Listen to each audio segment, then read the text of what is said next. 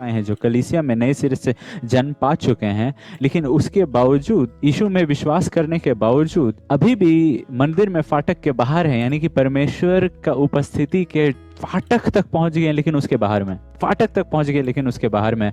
और हम लोग देखें कि जब वो चंगाई पाए उसके बाद वो लोग उछलते और कूदते हुए फाटक से प्रवेश किए और परमेश्वर की उपस्थिति में परमेश्वर का स्तुति प्रशंसा जो उनकी जिंदगी से सूख गया था। क्यों सूख गया था? क्योंकि वो चल नहीं सकते थे, क्योंकि वो परमेश्वर की उपस्थिति से बाहर थे। भजन में लिखा हुआ है कि उसके उपस्थिति में सुख सर्वदा बना रहता है, उसकी उपस्थिति में आनंद की भरपूरी है। और हम लोग देखते हैं जैसे वो लोग फाटक से प्रवेश किए, आनंद उनका जिंदगी में आ गया। इसलिए वो अनुभव हर एक व्यक्ति का जो परमेश्वर के साथ वास्तविकता में चलता है, वास्तविकता में जो परमेश्वर के साथ चलता है, उसके जिंदगी में, क्योंकि जैसे परमेश्वर का उपस्थिति बढ़ रहा है, परमेश्वर का आनंद बढ़ रहा है, उसके जिंदगी में परमेश्वर का स्तुति और प्रशंसा सूख नहीं रहा है, बढ़ रहा है।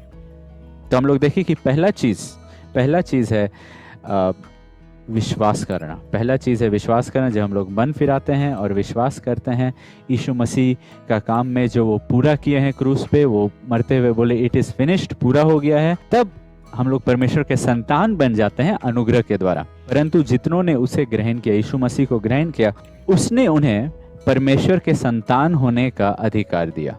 जो विश्वास किया वो अब परमेश्वर का बच्चा हो गया है, अब परमेश्वर से उत्पन्न हो गया, परमेश्वर का संतान हो गया है, अर्थात जिसने उसके नाम पर विश्वास रखते हैं, जो उसके नाम पर विश्वास रखते हैं। यही चीज परमेश्वर का संतान होना, ये एक दूसरा किस्म से अगर देखेंगे तो यीशु मसीह इसी का वर्णन करते हैं एक दूसरा किस्म से, दूसरे भाषा में यीशु मसीह यही चीज को बताते हैं। यूहन्ना का 10:4 में, 10वीं अध्याय 4था पद, जब वह अपनी सब भेड़ों को बाहर निकाल चुकता है तो उनके आगे आगे चलता है और भेड़ उसके पीछे हो लेते हैं क्योंकि वे उसका शब्द पहचानते हैं। यहाँ पे यीशु मसीह के संतान को एक दूसरा रूप से देखा जा रहा है। किस रूप से? यीशु मसीह के संतान यानी कि परमेश्वर के संतान यानी कि यीशु मसीह के भेड़।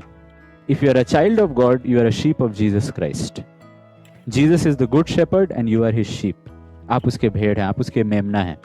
यानी कि हम लोग अब उसके आवाज को सुन पा रहे हैं। भेड़ मतलब क्या? जो यीशु मसीह का आवाज को सुन पाता है।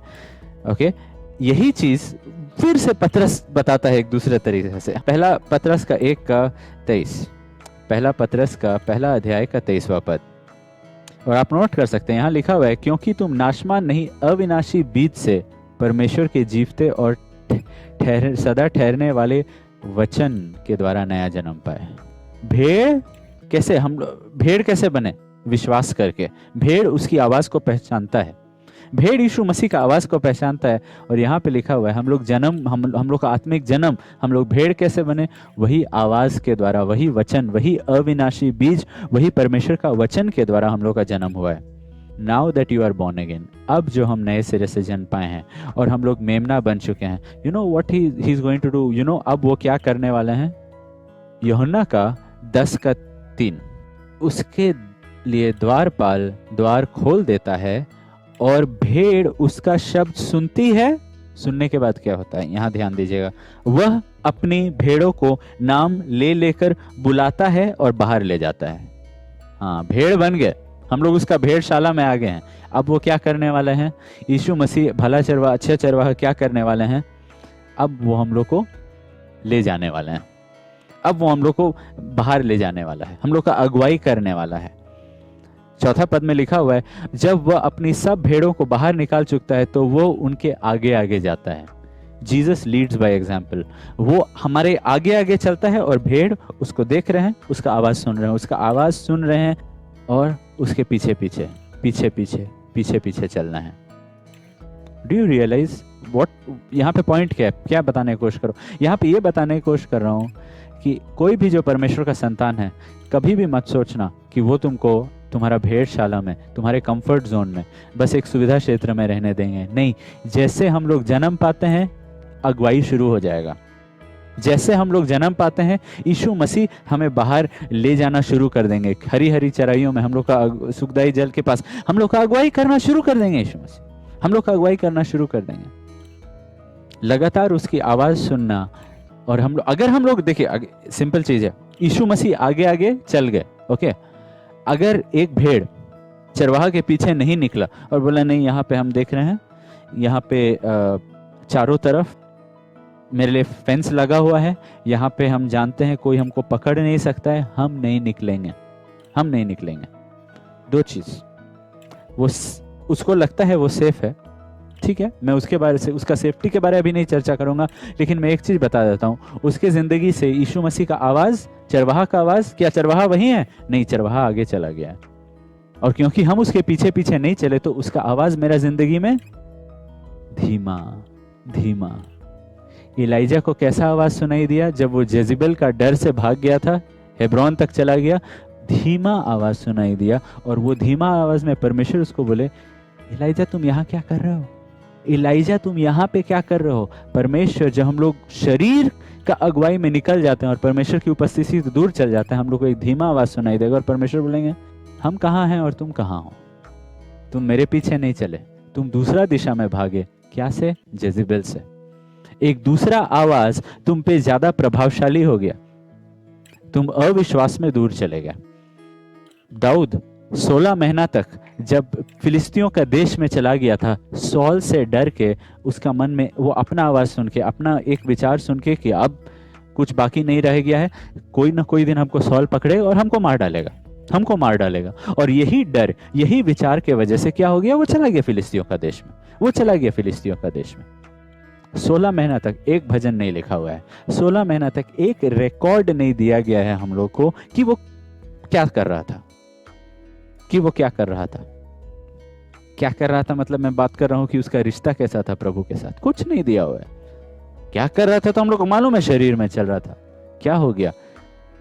भेड़ चरवाहा के अगुवाई में नहीं गया, भेड़ चरवाहा का अगुवाई में नहीं गया। सो रियलाइज दिस, जन्म पाने के बाद, नया जन्म पाने के बाद, you can not be stationary. हम लोग एक जगह में स्थिर स्थायी नहीं रह सकते हैं, हम लोग को पीछे पीछे चलना शुरू करना है। हम लोग भेड़ हैं, हम लोग भेड़ हैं, हम लोग का अगुवाई किया जा रहा है। हम लोग को अपना इच्छा से नहीं, अपना आवाज से नहीं, अपना समझ से नहीं, विश्वास से जीना है, सुन सुन के जीना है। और अगर आपकी जिंदगी में यीशु मसीह का आवाज धीमा हो गया है, मैं पूछना चाहता हूं, देखिए क्या ऊंचाई से आप गिरे हैं, कहां पे पिछले बार आप उसका आवाज सुने थे? पिछले बार उसने क्या कहा था आपको करने के लिए जो आप आज तक नहीं किए हैं? उत्पत्ति का 6वें अध्याय में लिखा हुआ है, मेरा आत्मा मनुष्य से सदा विवाद नहीं करता रहेगा। यानी कि मैं कह रहा हूं भेड़ को, आओ आओ, निकलो निकलो निकलो, मैं जा रहा हूं, मेरा पीछे करो, मेरा पीछा आओ, मेरा पीछे आओ। मेरा आत्मा सदा मनुष्य के साथ विवाद नहीं करता रहे, क्योंकि वो शरीर में चल रहा है, क्योंकि वो शरीर में चल रहा है, हम विवाद नहीं करते रहेंगे उससे। Do you understand what that means? मैं अपना जिंदगी में बहुत बार देखा हूं, ऐसा हुआ है, जब भी मैं परमेश्वर के आवाज के विरोध में चलता हूं, परमेश्वर बोल रहे हैं आओ मेरे पीछे, और नहीं यही ठीक है, अरे क्यों और बलिदान, अरे क्यों और शरीर के प्रति मरना, क्यों और क्रूस उठाना है। जब भी मैं वैसा सोचता हूँ, क्यों और अधीन होने, क्या जरूरी है, क्या जरूरी है, अरे किसी को तो पता नहीं, क्यों उस चीज के प्रति मरना है, क्यों उस चीज को छोड़ना है, क्यों उस चीज से पीछे हटना है, क्यों उस चीज को अपने जिंदगी में मरने देना है, क्यों इतना गंभीरता से वो छोटा छोटा चीज को लेना है। जब परमेश्वर का आवाज मेरा अगुवाई करे कि नहीं नहीं नहीं, क्रूस को उठाओ, अपने आप को इनकार करो, वहां पे शरीर के प्रति मरो, मेरे पीछे हो लो, विश्वास करो, मेरे पीछे हो लो, चिंता मत करो, मेरे पीछे हो लो, अविश्वास में हड़बड़ी में कोई निर्णय मत लो, रुको, मेरा आवाज सुनो। जब भी मैं परमेश्वर का आवाज के अनुसार नहीं सुन रहा हूं और अपना शरीर में कुछ करता हूं, आवाज बंद। 16 साल तक इश्माइल को उत्पन्न करने के बाद इब्राहिम की जिंदगी में परमेश्वर का आवाज बंद। From the age of 86 till the age of 99, no record of the voice of God, no record of the voice of God. What have you stop doing? भाई और बहनों, मैं विश्वासियों से बात कर रहा हूं, मैं यहाँ पे किसी को दोषी नहीं ठहरा रहा हूँ, मैं बस पूछ रहा हूँ, अगर आप परमेश्वर के संतान हैं, अगर आप वो अविनाशी बीज से जन्मे हुए हैं, क्या हो गया कि परमेश्वर का आवाज आपकी जिंदगी में बंद हो गया है? यीशु मसीह वही है जहां उनका आवाज था, जहां पे वो बोले कि आओ मेरे पीछे हो लो, यहाँ पे हम लोग नहीं सुने, उसके बाद कुछ दूसरा हम लोग को सुनाई नहीं देगा और कुछ दूसरा नहीं मिलेगा हम लोग को जाना है, हम लोग को जाना है, हम लोग को मन्ना उठाना है। मन्ना उठाने का समय है, उसके बाद गल जाता है।